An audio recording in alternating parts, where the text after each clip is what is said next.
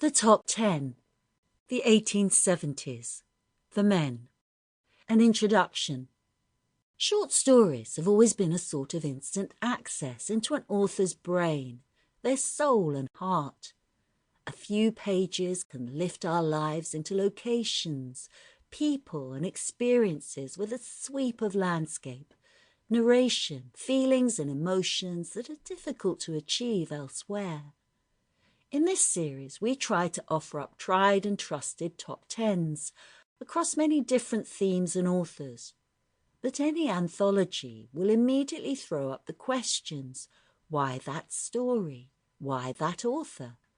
The theme itself will form the boundaries for our stories, which range from well-known classics, newly told, to stories that modern times have overlooked, but perfectly exemplify the theme. Throughout the volume, our authors, whether of instant recognition or new to you, are all leviathans of literature.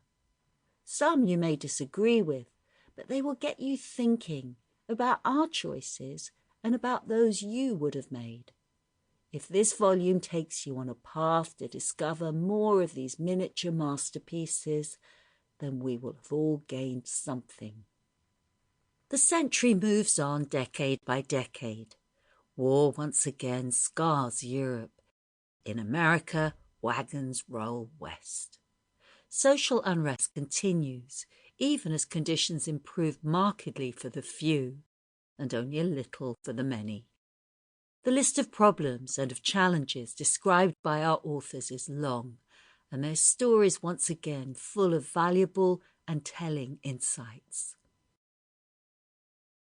Bobok by Fyodor Dostevesky, in a translation by Constance Garnett. Semyon Adilyovich said to me all of a sudden the day before yesterday, "Why, will you ever be sober, Ivan Ivanovich? Tell me that, pray."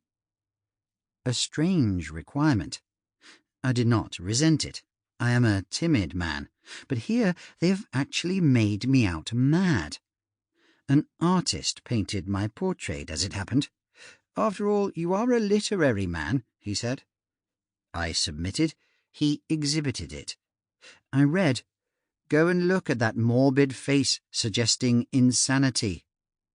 It may be so, but think of putting it so bluntly into print. In print, everything ought to be decorous. There ought to be ideals. Well, instead of that, say it indirectly, at least. That's what you have style for. But no, he doesn't care to do it indirectly. Nowadays, humour and a fine style have disappeared, and abuse is accepted as wit. I do not resent it, but God knows I am not enough of a literary man to go out of my mind. I have written a novel. It has not been published. I have written articles. They have been refused. Those articles I took about from one editor to another. Everywhere they refused them. "You have no salt," they told me. "What sort of salt do you want?" I asked with a sneer. "Attic salt?" They did not even understand. For the most part, I translate from the French for the booksellers. I write advertisements for shopkeepers too. "Unique opportunity! Fine tea from our own plantations." I made a nice little sum over a panegyric on His Deceased Excellency Pyotr Matveyich. I compiled the Art of Pleasing the Ladies, a commission from a bookseller.